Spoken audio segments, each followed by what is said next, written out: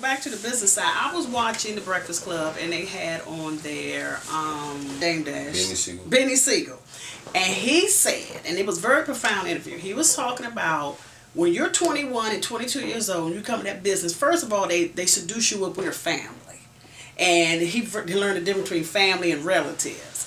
And he was saying because your family take care of you, your relatives will screw you. And he said he didn't know those things. He's 21 years old. He's signing we're our family. He's getting money, but he didn't respect it. That's what I'm trying to understand from you. How do you respect money? How do you respect business? How do you respect contracts? How do you avoid the hustle? My mother. I mean, I didn't grow up poor, so you dare say that a rapper didn't grow up poor? Okay, go ahead. Yeah, I didn't grow up poor. I'm not gonna sit here in front like You don't look like you're struggling now, either. No, but I didn't grow up poor. My mother taught me value of money. My grandparents, they work hard for everything they got. My family worked hard. You know what I'm saying? I didn't grow up rich either.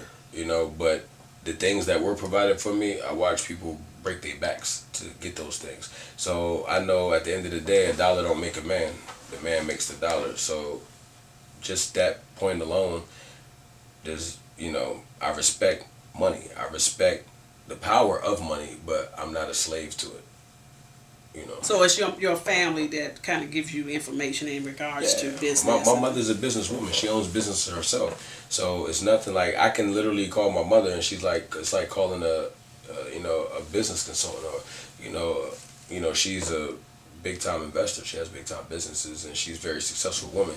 So I'm fortunate enough to be able to call somebody that close to me that I can get, I can send her contracts and she can look at it and tell me, like, she taught me a contract's a contract. Real estate, music, contract lingo, contract lingo. And it can be broken down. And, lawyers she knows can't do it, then that lawyer knows a lawyer who can do it. So it's just keeping that network.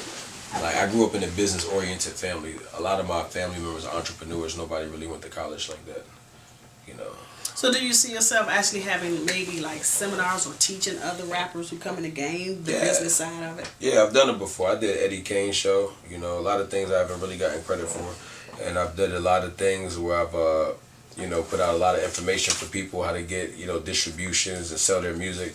And a lot of artists, man, they're, spending money. They're paying to get on the radio. They're paying to get on the stage. They're paying to pop bottles in the club to impress some DJs. And they're not making no money. And I try to show them different. Like, the image tells you to do all that stuff, but really, the businesses need you to do all that stuff so these businesses can keep running. But only one of a million of you are going to make it doing all that, spending money. So who's really winning? We're not as artists. And in this business, you could be in the day gone tomorrow. And when I hear MC Hammer saying he's broke, or I hear even 50 Cent having money problems, I'm thinking, how did they have money problems when you had 500 million or 100 million? That's not a lot of money to spend. That's not like, say you had 2 or 3 million. That's a lot of money. I can't quite understand. So how are you going to stay above water? How are you going to stay in the game and not be swallowed up, even if you don't have the hit record? I have a business-oriented family. I'm always be okay. I would take my money and invest it in other things. My whole grind is not just music. A lot of these artists, the music is just their grind. It's just music. That's it. That's not my grind. My grind is music, but I have other things that I grind too. Like, my family has real estate, jewelry design companies, leadership foundations, basketball training clinics. I got family members in the NBA. It's a lot of things that I have going on that aside from music. That's just how it goes. Aside from music, I got a lot of things going on, that I can invest in with music money. So I won't always need to be, dealing with music to make a living. And 2, I try to prepare myself with music to have a lot of different avenues. Like, I'm not just an artist. I can run anything in the studio. I can record. There's no age or image to being a recording engineer. I know how to produce. There's no age or image to being a producer.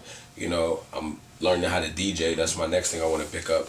So aside from being an artist like Snoop, he just converted to being a DJ also. So he can DJ for like another 10, 15 more years and still make money off his name that he built off being an artist. So a lot of artists, they build the name off being an artist, but they don't know how to do anything else but be an artist. So when you can't always be an artist, when being an artist comes to stop, their money comes to stop. Then they gotta start doing all this weird stuff, like getting on TV any weird way they can by doing all types of craziness. You know what I'm saying? So, you know, to avoid that, I would say learn. You know, I know a lot of artists that go to the studio every day and don't know how to work shit in the studio.